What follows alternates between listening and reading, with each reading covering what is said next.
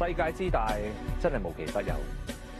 你哋有冇曾經遇到一啲事情，或者係聽聞過，係用科學或者係邏輯學解釋唔到嘅嘢咧？好多時呢咁不可思議嘅事情係嚟自唔同嘅空間，並唔係我哋嘅人類世界，而係奇幻世界。如果呢個世界真係存在嘅話，佢會喺宇宙邊個角落咧？真係唔知。我淨係知道奇幻世界裏邊咩事都可能會發生，當中你同我都可能會成為主角。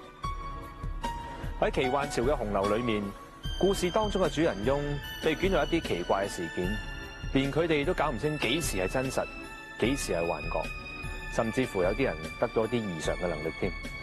咁啊真係超能力？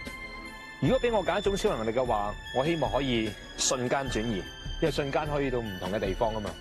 而呢集嘅主角咧，佢亦都係得到一啲異常嘅能力，但係究竟係一件好事定係壞事咧？不如咁咧，我哋一齊進入奇幻潮嘅世界裏邊，話唔定可以揾到答案。